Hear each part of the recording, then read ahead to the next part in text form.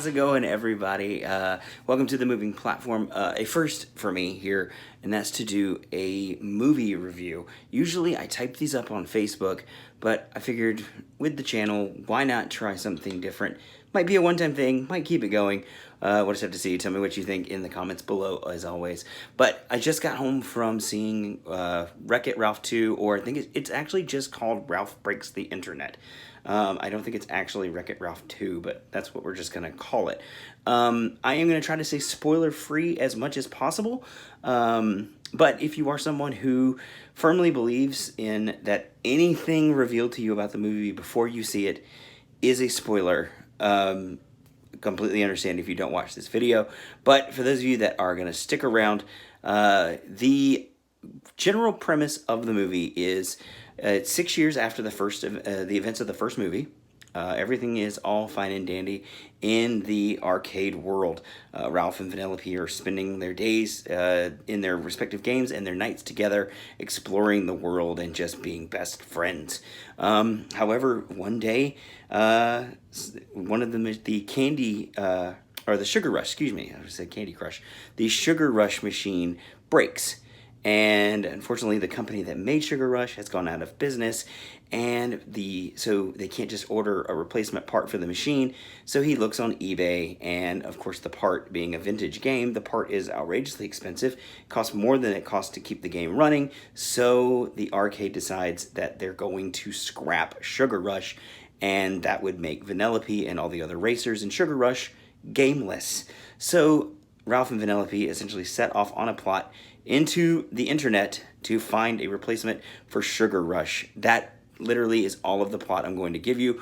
What I usually do when I type up reviews is I kind of do the rundown. I kind of do the great, the good, the bad, and then I give it a score at the end. If I had to do that here, the great is the attention to detail. There are so many tiny little Easter eggs and tiny little references that you could spend the entire movie just looking around the screen, looking for little things, little icons here, little touches here, little reference here, little reference there. You could spend the entire movie watching for that. And for some people, that might be a bit of a might be a bit of a negative because you're not focusing on the thing you're supposed to be focusing on, which is the story in the movie itself. But these little references had a little touch. If the first movie was all about like vintage video games, this one is all about references to viral videos, social media, things on the internet that we love, things that have shaped the internet and made the internet what it is today. That's what this one is about. So where we looked for the little tiny shout-outs and little tiny tributes to video games in the first movie, we look for the little touches and little tip of the caps and nods and tributes to the internet and things that have made the internet what it is in this one. Another great thing is obviously the casting. John C. Reilly is perfect as Wreck-It Ralph because John C. Reilly, at least I would think, I've never met the guy, but to me he looks like that lovable lug, that kind of, sweet, really nice guy. I really hope he's not a jerk in real life because to me he is the human form of Wreck-It Ralph. Of course, Sarah Silverman is that can be. Obviously, she can be quite vulgar when she wants to be, but she also has that innocent childlikeness about her that makes Vanellope so great. Jack McBrayer is great. Jane Lynch is back as well. Even Alan Tudyk, even though King Candy isn't obviously not in this movie, Alan Tudyk is back as Knowsmore, which is kind of almost like an Ask Jeeves, like an alternate to Google, and it's really cool. He has some really cool little moments.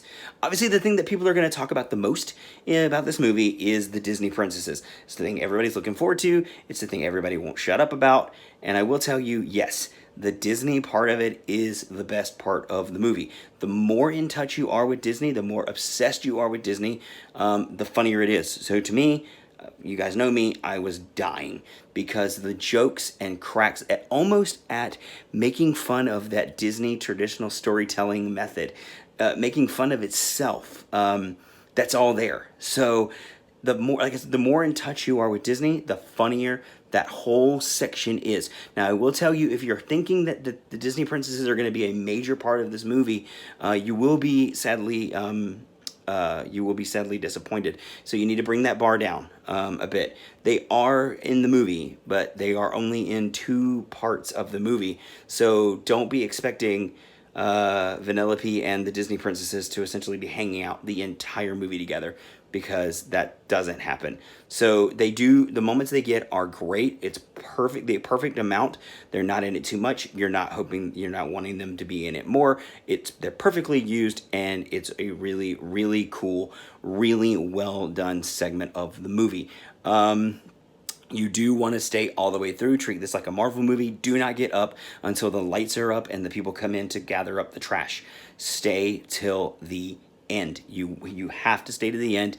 Treat it like a Marvel movie. There are 2 post-credit scenes, so you do want to stay, because honestly, the last one is still stuck in my head. I won't get that out for a while. Bad. There really was nothing bad about this one. It was a fantastic movie. Actually, if I had to say anything bad, it's one thing. The references do get a little out of hand in some points. Like, I compared that to if you've ever read Ernest Cline's Ready Player One, and how much the references are just reference after reference after reference after reference. There are some points in the movie that get like that, where it's just reference after reference after reference, and it gets a little bit too much. Like, it's just referencing to reference, or it's just flexing its muscles and showing off, look how geeky and look how nerdy we are. So it did get like that at some point, and because of that, I'm going to knock it down like 1 letter grade. I'm going to give it a 9 out of a 10. If I had to compare it to the original, I give the original a 9.5. This is almost as good as the original. It's not a poor sequel. It's not a terrible sequel. It is a wonderful sequel to the original movie. I just prefer the original one better. They both obviously did great things. This one does better, does things, some things better than the original one, but the original one, that heart and that story just still resonates with me today, and it's why I love Wreck-It Ralph, the character, and the movie as much as I do. So much that I've actually wanted to bound and cosplay as Ralph pretty much ever since I saw the original movie. So I'm giving Ralph Breaks the Internet a 9 out of a 10.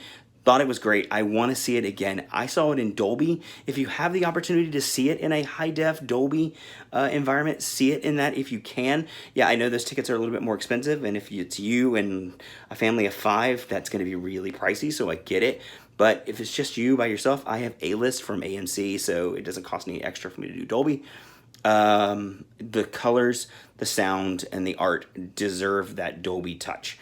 I really felt that this movie was gorgeous. It's prettier than the original. That is one thing I will say. Is the animation and the artwork have only increased, just because quality has increased over the years, have increased since the first movie. This one is prettier and better looking than the first movie. I will give it that. Maybe that was just the Dolby. Maybe it's a combination of Dolby and just the advancements in animation technology. But anyway, like I said, a 9 out of a 10. I would see it again. I will probably own it when it comes out on video. But yeah, last thing, just again, stay till the end. If you don't stay to the end, you're going to miss one of the funniest and one of the best moments in the entire movie. But that's my review for Wreck-It Ralph. Ralph Breaks the Internet. Thank you guys for watching. Make sure you share with your friends and family. And as always, watch your step.